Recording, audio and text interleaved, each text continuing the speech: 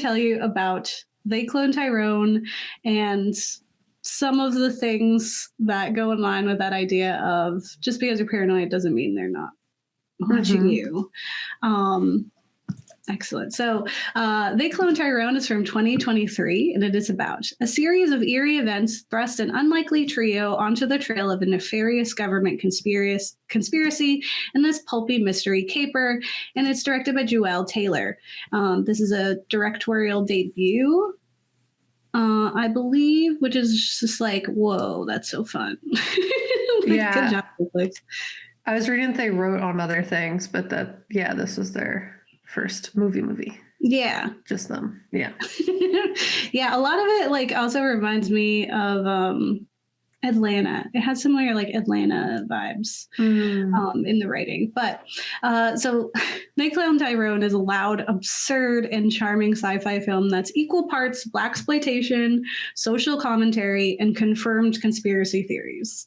So we follow three unlikely heroes, which is a drug dealer played by John Boyega, a sex worker by Teyonah Parris, and a pimp, Jamie Foxx, as they uncover a conspiracy in their neighborhood that shakes their understanding of the world around them and their place in it.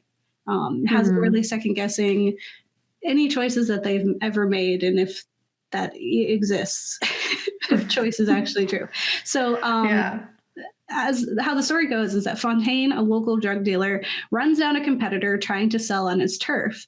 Later, while he's out to pick up his money from pimp Slick Charles, he is gunned down in the parking lot by their rival dealers. And you'd imagine that's the end of Fontaine. That's it. He got gunned down. That's how it's so sad. Now we have a new character, right? Only he wakes up the next morning, seemingly unaware that he died the day before. He's just like going about his business in his normal routine before he returns to Slick Charles's for his deuce. Because he's like, I didn't pick that up yesterday for some reason.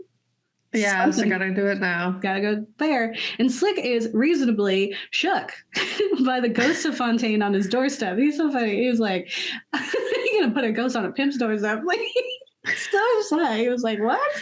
And he brings in one of his girls, Yo-Yo, who confirms the story that Fontaine did die last night.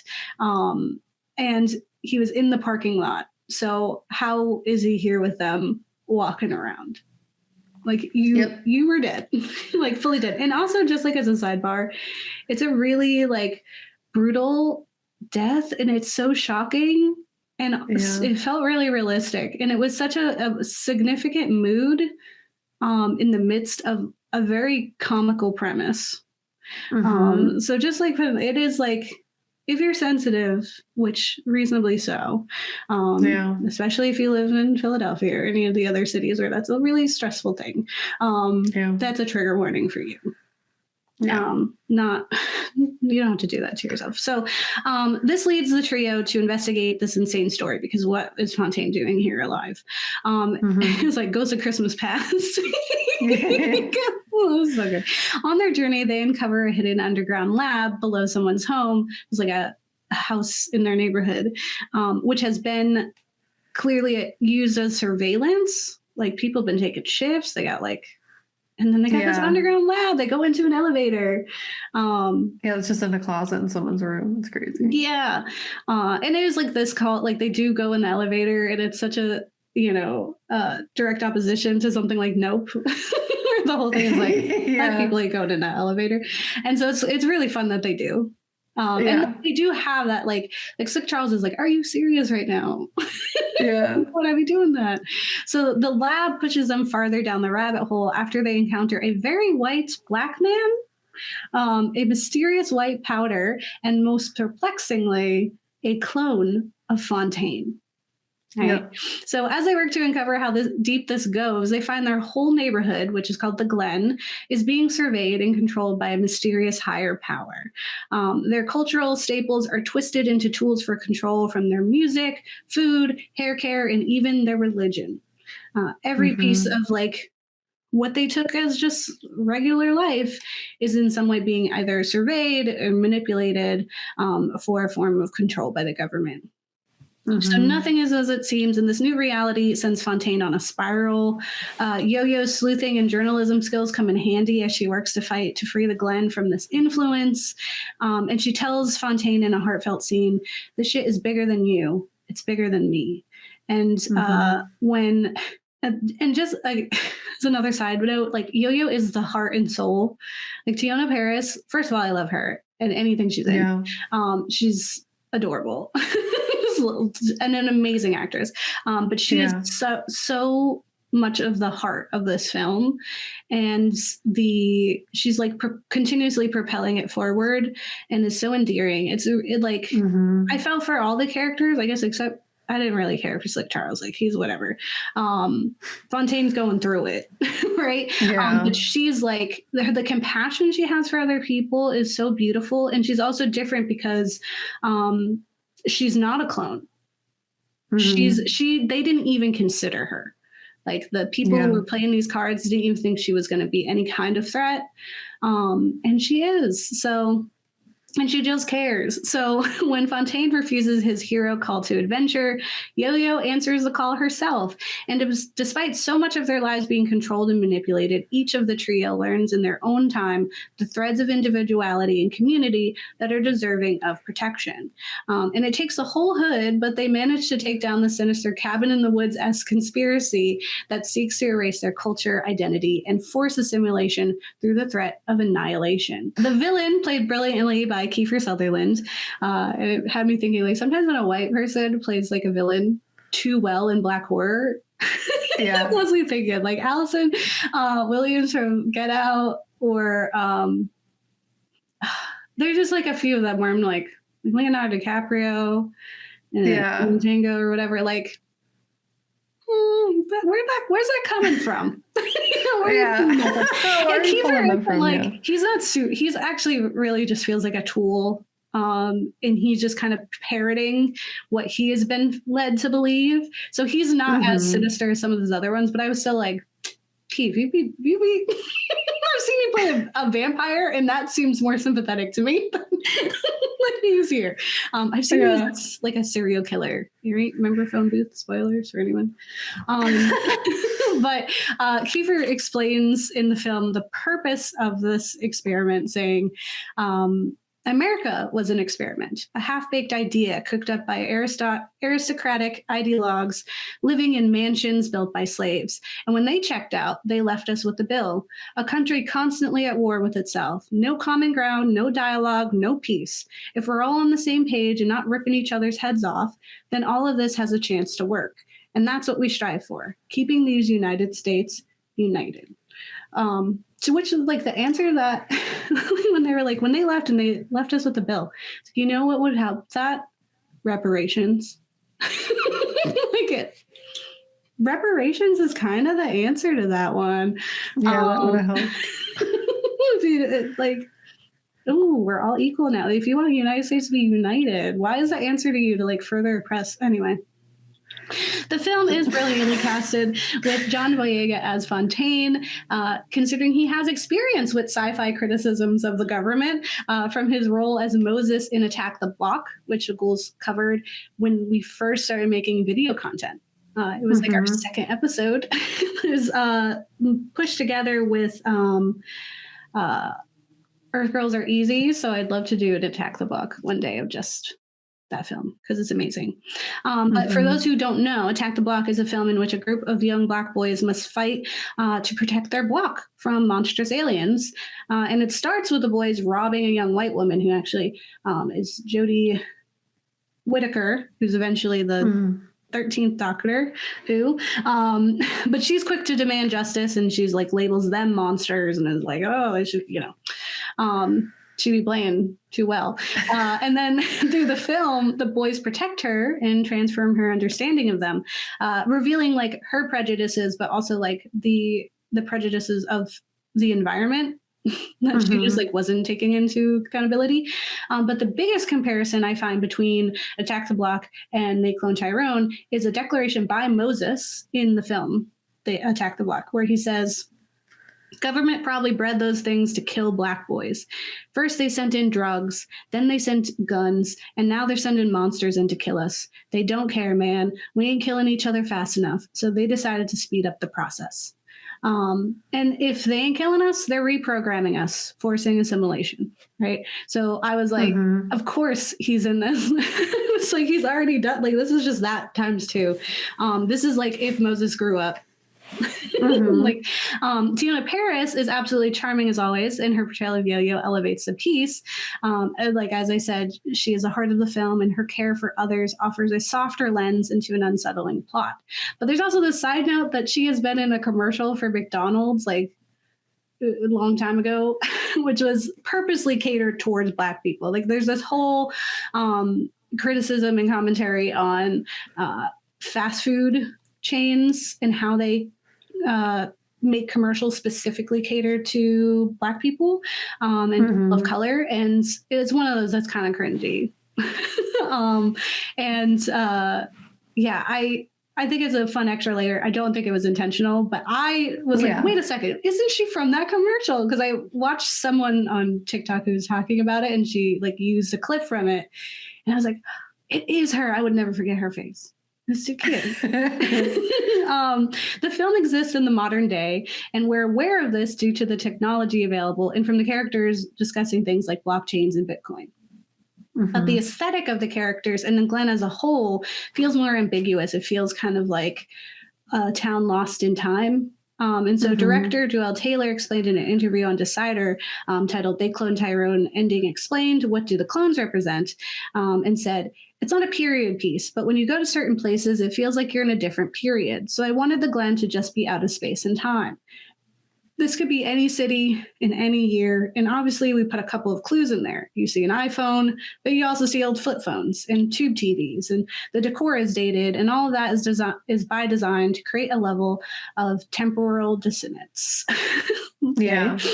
Which is true. Like it does have that in a way that Don't Worry Darling was trying to do, where it was like, oh, we're old timey to be like, 50s publicity. Which totally was their intent, right? There was still a lot of modern influences, which is what dispelled this understanding of it being that time period. And that's like happening here, but we know something's up, like, like immediately. So it's kind of like, I think it's fine. Also, if you just think of like access to technology or access to those pieces that we consider like modern, they're not always accessible to like lower income communities, and so you would see an eclectic mix like of an old tube TV but an iPhone, right? Absolutely. But further, it is heavily inspired by the Blaxploitation film movement, and Taylor skillfully blends the staples of the 70s film with this modern day horror film. And They Cloned Tyrone, like the Blaxploitation films that inspired it, subverted stereotypes and reframed Black villains and victims into heroes who fought against oppression and the man. I have not seen a lot of Blaxploitation films. We covered Dr. Black and Mr. Hyde with Michelle Mission a long time ago. But I watched Black Dynamite specifically for this film because it's referenced in this film, and because it's funny. It was pretty funny. It's definitely like, it exists, and it's not even like a true Blaxploitation. It's making fun of it anyway. An article on filmlifestyle.com, What is Blaxploitation? The Essential Guide to the Subgenre. In an article, writer Matt Crawford explains some of the main characteristics of Blaxploitation films that we can clearly see in They Cloned Tyrone. So they say, one of the most recognizable characteristics is their urban setting, often highlighting the gritty realities of inner city life. The music score also plays a pivotal role in these films. Funk and soul tracks not only added a layer of cool to the characters, but also reflected the cultural trends of the time. And I'll talk about the music's impact in the next section, but this is such an important part of the film and in Blaxploitation films that inspired them, which often featured overt lyrics and messages within the songs. Like like they just use as another part of elevating the message. And so Crawford continues with, the genre is also known for its aesthetic choices. Costumes and set designs were extravagant and bold, mirroring the flamboyant fashions and attitudes of the era. The use of bright colors and flashy clothes was intended to empower characters. Such visual boldness also foregrounded cultural pride and individuality. And despite the film being modern day, the colorful wardrobe of the characters paints a picture of individuality and unabashed pride, like they did in the Blaxploitation movement. It's pretty like it's another part of the frozen in time 70s. Yeah.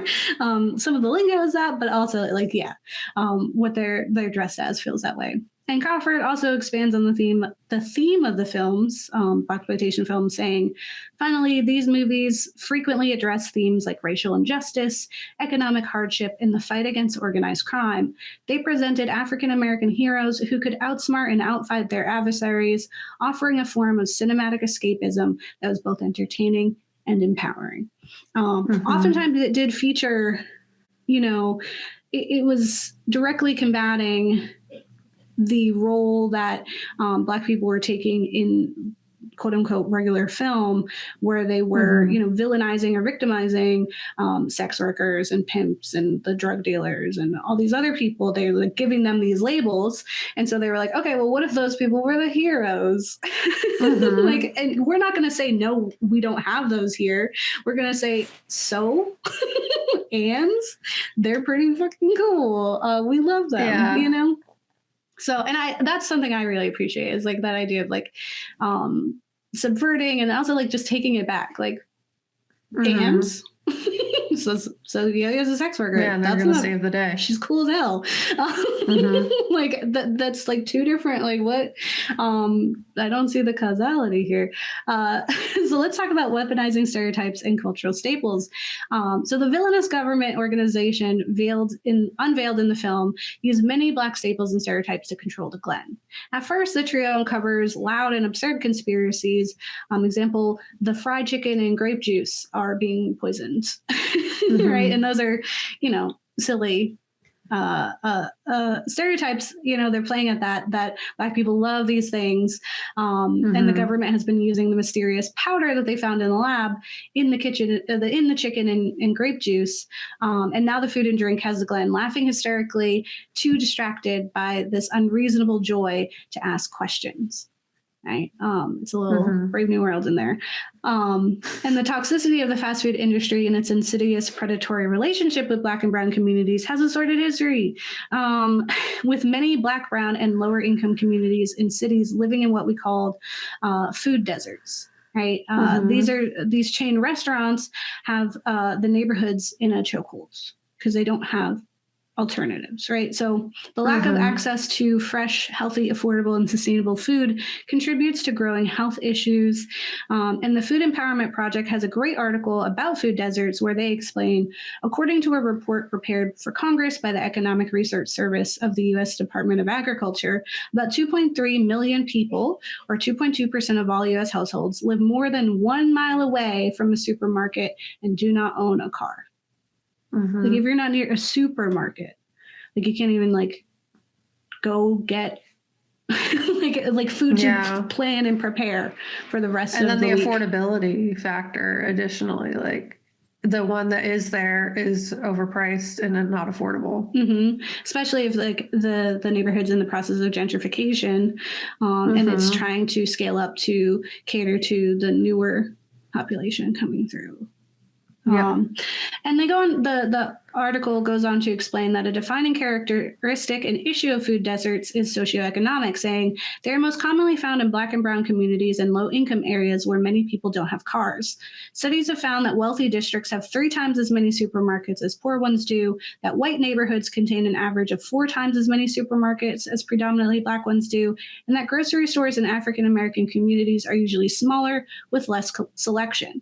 People's choice about what to eat are severely limited by the options available to them and what they can afford. And many food deserts contain an overabundance of fast food chains selling cheap meat and dairy-based foods that are high in fat, sugar, and salt. Processed foods such as snack cakes, chips, and soda, typically sold by corner delis, convenience stores, and liquor stores, are usually just as unhealthy. So you're left with like no options. So having a commercial is kind of like, it's you don't need it. They don't have a choice. Like having a commercial gives you the illusion of a choice. Like, don't you want to go to McDonald's? No, nobody wants to go to McDonald's. What are you talking about? So the chicken place also has a comically loud and goofy commercial that promotes a joyful and life-changing experience at the restaurant, promoting hysteria. It makes me think of like the one Popeyes lady, and she's just like, I love my Popeyes, you know, and you're like, yes, I do know that commercial. You know exactly who it is. Right? Just like, I love that. Like, okay, I see what we're doing. Like, I get it. It's Louisiana. But what are we doing?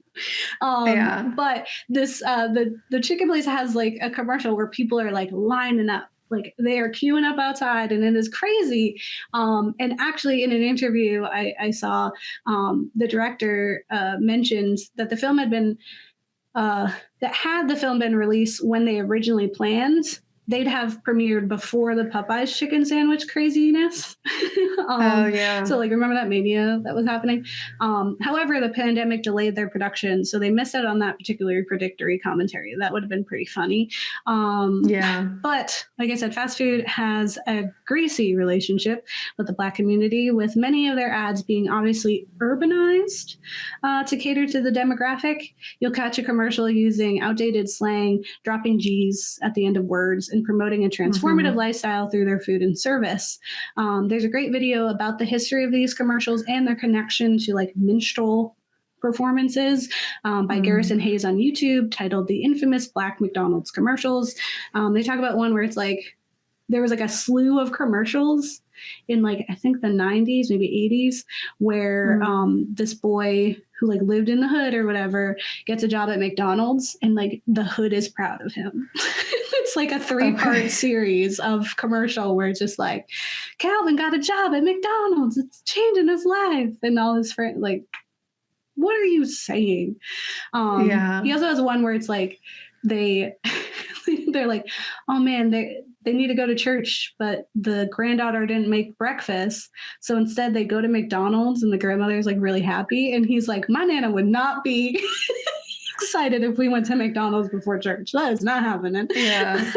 So yeah, but it's a great video. Check it out. So in addition to the weaponization of fried chicken and grape juice, the experiment turns religion and hair care against the community too. So the local church, representing the Southern Baptist movements of motivating preachers, soulful music, and fanaticism, has been sharpened into a tool. And below the church is the main government base of operations, which is pretty clever. Think about all the other secret things that happen in religious settings, because we don't have to patrol them as much. We do, but they don't, you know what I'm saying? Above, the pastor shouts about obedience, promoting ignorance, and to ignore the worries around them. He shouts in that sing-songy pastor rhetoric, I everywhere, keeping watch over the wicked and the good, but also the wicked. And do you know what he wants most out of each and every one of you? Say it with me if you will. I know you know it. Obedience. And I was like, that's exactly like a sermon. It's not like it's absurd because it's in the movie and you're looking for it, but I was like, but that's not far off. I heard that same sermon. And he works to ease the anxiety, dismissing the concerns that could distract them from that obedience, saying, because it don't matter how bad your life is. It don't matter how to get a victory. It don't matter. You got a light bill due. It don't matter. And you got a gas bill too. It don't matter. Your grandson Jamal was gunned down in a drive-by shooting right next to the Dairy Queen. Right? You just got to trust in a higher being. Who is that higher being? We don't know. And Yoga responds to that, and she whispers, they give Jim Jones a run for his money. And we talked in our episode last week on Get Out about how when Rob mentioned Jeffrey Dahmer, that was intentional, as he was a serial killer who specifically sought out Black men. Well, Jim Jones is right there alongside that monster, having gone from civil rights activist to mass murderer after he poisoned the Kool-Aid. It was actually Flavor Aid, but poisoned the Kool-Aid. Yeah. Killing thousands of his congregation made up almost entirely of Black people. He was a cult leader who specifically killed Black people. So yeah, it's also very intentional, especially because he started with good intentions too. yeah. The hair care comes through when Yo-Yo discovers they've been poisoning their laxer to work similarly to the fried chicken, the opiate of the masses, sedating the community so they don't fight against the oppression and control. Right. And there's a critique here on beauty standards, right? Having Yo-Yo as our hero, who has sported a full fro, confront the menace of straightening your hair, is a commentary on Black women needing to manipulate their natural hair to conform to white beauty expectations. See any article or story where a Black woman was told her natural hair was not appropriate for work. Yeah, or school. That happens a lot at schools too, and in those like student sports community. Yeah, it's like their natural hair is not appropriate, which is wrong. Right. And in the underground lab testing, we see a woman in the clockwork orange type torture device where like eyes are held open, being subjected to images of Black women having their hair straightened and being softly lectured that she too can be beautiful. And later we find that Yo-Yo has been wearing a wig the whole time, and this is actually a lifesaver, protecting her from the relaxer treatment and allowing her to fight against the scientists who didn't even know she was wearing a wig. That's how dense they are about Black women's hair. And yeah, it's obvious. The last weaponized stereotype I will mention is the music, right? The music has such a strong impact on the film and the community. And throughout the film, the music is feeding us secret messages. It inspires obedience and controls the emotion of the community, whether overtly through lyrics and titles. Like in the underground lab, we see two men fighting as the scientists play a track titled Kill a Motherfucker .mp3 before hugging it out to a track called I Need a Hug .mp3. And there's a history in America of villainizing rap music and blaming it for violence. So this experiment is that theory made manifest. Like, oh, look, it happens, right? And be sure to pay attention to the songs on the radio and throughout to catch the subtleties too. Like when we hear Diana Ross's Love Hangover, at the same time we see a poster for the experiment that says unity starts here at the top and winning the race to the future at the bottom, with a white man scientist holding a double helix. Little scientist guy, and right at this, you see that poster right at the same time that in Diana Ross's song we hear her say, "If there's a cure for this, I don't want it." Yeah, that's so brilliant. Even more interesting is the control from music that we can't even hear. In an interview on YouTube titled Director Joel Taylor Uncovers the Easter Eggs in the Cloned Tyrone, Taylor confesses to using what he calls sub-aural frequencies, which are frequencies of sound below the threshold of hearing. So they would be like subliminal, right? And the music they made that controls the crowd of people outside the strip club is a subtle Morse code and says things like stop and surround them, stop and subdue. Then later on, when the crowd calms down, the message is saying carry on or as you were, which as a sound designer is so cool. That is like... because he didn't have to do that. He did not have to. That's so cool. And that's why it's like, so much of it is like I heard the music and it's so like when he's on, like in the car, you hear like the lyrics and things are telling you exactly what to do. Like when they kill him, the music is telling them to do that. Like, so that stuff is so overt. And I was just like, oh, there's a sound and the people are reacting to it. But it's so literally like the sound designers created a Morse code sub-aural frequency song that says that And I'm like, that's crazy. It's also kind of scary. It's definitely scary, but it's also very it's so cool. And I did notice in the watching Black Dynamite, they also had music that was like literally telling you what was going on. It was pretty fun. So also talk about assimilation is better than annihilation, is this kind of tagline that the big bad has. So let's talk about assimilation in They Cloned Tyrone. So in the end, the big reveal for the experiments is that the scientist behind the cloning and the whole lab is a black man. It's Uncle Tom, who, not just any black man either, right? It's the OG Fontaine. This man lived through the instilled memories of our drug dealer Fontaine, and his answer to how can we get them to stop hurting us was to become them. They won't hurt us if we're them, right? And so as Hollow Man Sutherland explained in his villain speech, we need to keep these United States united. So OG Fontaine now works to turn all black people into white people in a weird reverse Get Out premise. And this is why throughout the film we've encountered so many white people with froze, and because he says the hair, it turns out, is stubborn. In an article on Afro Cinemaphile titled The Truths and Symbolism in They Cloned Tyrone by Aces Butterfly, they expand on the theme of assimilation, saying, the clones are a metaphor for the way in which white America only finds black people and black culture palatable and worthy of their money, power, and comfort of white society if they are whitewashed. And how many trends or styles have been ripped from black and brown identities and relabeled for white audiences? Looking at you, the clean girl aesthetic that is over now, apparently. But it was just essentially Latine makeup.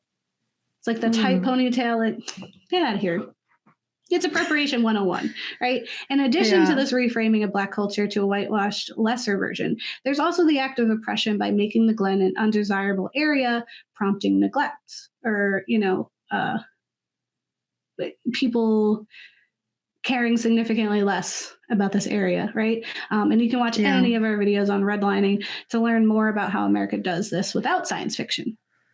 So Aces Butterfly goes on to say, if the scientists have their way, eventually all black people will be white. Assimilation is better than annihilation, J.B. tells Fontaine, which is OG Fontaine. Lastly, and as a way to segue into cat section, we'll talk very briefly about government control. The biggest theme of commentary that can be found in this film is government control, right? And the story, like Blaxploitation, films that inspired it, including Black Dynamite, where the villain is revealed to be Tricky Dick Richard Nixon, the films make a preposterous version of a real villain out of the CIA and government. So Kat will discuss the truth of this in more detail in their section, but one of the biggest conspiracies that are very real is the idea that the CIA was behind the crack epidemic in American cities, and the motivation behind this was to control and harm black communities, to villainize them, and, pass on their agendas. And Taylor isn't shy about the intentions of the film, saying in an interview with GQ titled They Cloned Tyrone director Jewel Taylor on his favorite conspiracies and winning over Erykah Badu, she does that song, You Better Call Tyrone. Remember, someone used to sing that at karaoke every time we went. She redid it for this. Just last sidebar. When he approached her to make it, she's like, "Oh, you want me to Berenstain Bears this?" And so they're They Cloned Tyrone. I've been saying it all week. So listen to the credits because it's there. But in that article interview, he says, it was originally going to be called Reagan Era. And my team was like, nah, dog, you got to call it They Cloned Tyrone. I thought people wouldn't take it seriously. And then I was like, but yeah, you probably shouldn't take it seriously.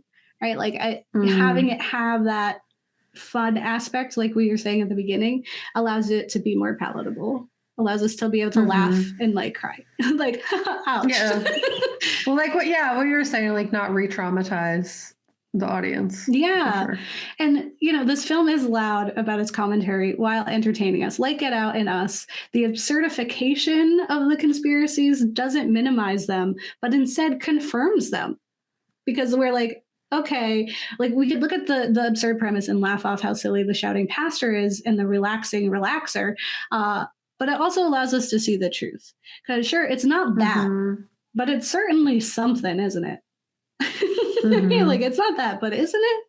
In an interview with NBC News, he could do interviews, titled How They Cloned Tyrone Transforms Racial Archetypes into Unlikely Heroes, Taylor admits to the intention of the film, saying, we're really going out of our way not to be like, this is what it means about the state of the Black community. You're going to watch it and draw a conclusion that may or may not even be something we intended, but it doesn't make it any less valid. Right? And that's the power of media. We talk about that all the time. Once you think a thing and other people start weighing in, everybody who touches this film transforms it into something else, and something more, even maybe than you intentioned. And so I think this like fun way that he approached it is really amazing because it just makes it makes something that could be really bleak and traumatizing not. Yeah. And it kind of like honors the human element of like, we're unpredictable as creatures. We're just super unpredictable. So like the whole thing is like they underestimated like everyone in that, and then they were wrong because they did not predict that. Yeah. And just like when you're watching the film, there's lots of ending or ways you can interpret the information that could be unpredictable to the original creator. It's neat. That's all that's to say is that's neat.